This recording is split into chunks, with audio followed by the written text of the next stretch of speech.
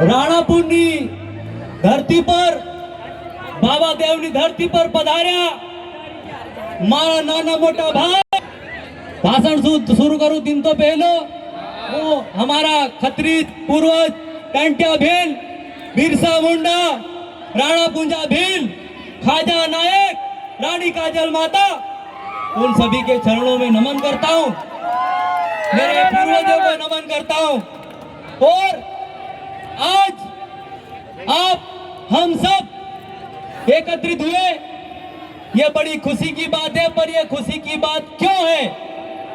आज 9 अगस्त विश्व आदिवासी दिवस है। ये दिवस न मैंने घोषित किया है, न आप में से किसी ने। ये हमारे अन्य सभी देशों ने मिलके, यूएनओ, संयुक्त राष्ट्र संघ, जिसने इसको क्यों घोषित किया आपको पता है? पता है क्या? हमारे आदिवासियों का शोषण ये सरकारें और गैर आदिवासी लोग लगातार समय समय पर करते आते हैं, उनको दिखाने के लिए कि आदिवासी एक हो जाएगा तो क्या हो सकती है। इसीलिए विश्व आदिवासी दिवस घोषित किया।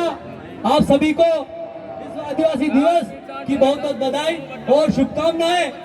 और मैं बताना चाहता हूं मेरे भाइयों बहनों, आज मेरे साथियों ने आप लोगों को बहुत सारी बातें बताई। एकता के बिना हमारा कुछ नहीं है। हमारी एकता कहां से है आपको पता है? हमारी ग्राम सभा से है, हमारे गांव से है। लेकिन हमारे भाई क्या कर रहे हैं?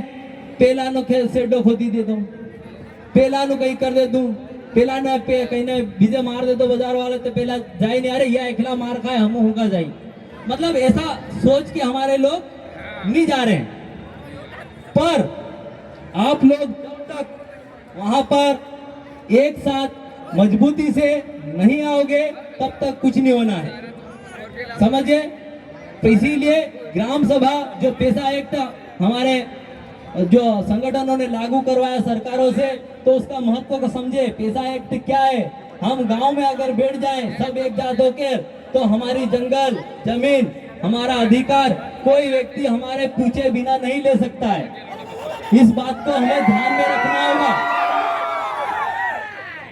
फिर इसके बाद जो 5वीं अनुसूची क्षेत्र, ये आदिवासी जिला है अपना, ये 5वीं अनुसूची का क्षेत्र है। ये पूर्ण हमें स्वायत्त देता है, हमारे अधिकार देता है। लेकिन ये अधिकार हमें सरकारें दे नहीं रही है, जमीन पे हमारे लिए लागू नहीं कर रही है, सिर्फ कागजों में लागू कर रखे हैं। इसीलिए इन अधिकारों के लिए आज हम जिस प्रकार एकत्रित हुए हैं, वैसे आगे भी हमको एकत्रित होके एक होके लड़ाई लड़नी पड़ेगी। और आप लोगों को बताना चाहता हूँ, हमारे आदिवासियों के साथ आप तो यहाँ पे हम सब नाच कूद रहे हैं, पर जो छतरपुर है वहाँ पर जंगल है, वहाँ हमारे आदिवासी लोग रह रहे हैं। उनको नदियों को केन बेतवा लिंक परियोजना जैसे आप लोगों ने किसी ने पढ़ा हो, तो उन चीजों को जोड़ने के लिए हमारे आदिवासियों की जंगल जमीन छीनी जा रही है, उनके घर वहां से उखाड़े जा रहे हैं, तो उनके लिए भी हमको आवाज उठानी पड़ेगी। और ज्यादा दूर की बात नहीं करूं, मैं मेरे यही क्षेत्र राणापुर के पास भूतखेड़ी, सेमलखेड़ी, सालरपाड़ा, बन, यहाँ की जमीनें सरकारें खदान के रूप में ले रही है। ये कितनी बुरी बात है, आप लोगों को समझना होगा, मुझे भी समझना होगा। अगर ये जमीन चले जाती है तो धीरे धीरे हम आदिवासियों की जमीनों पर भी ये लोग और कब्जा कर सकते हैं। समझना चाहिए, जब इनकी जमीन जा रही है तो हमको चुप नहीं रहना चाहिए, उनके साथ मजबूती से खड़े रहने की जरूरत है।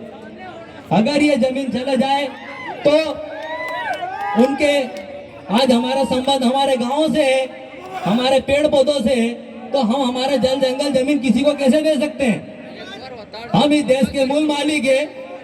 इसीलिए मेरे भाइयों, समझने की बात है, मजबूती से काम करने की बात है। बहुत सारी बातें हमारे युवाओं ने बताई और मैं अपनी बारी को यही विराम देता हूँ। नारा बोलूंगा, जय जोहार का नारा है,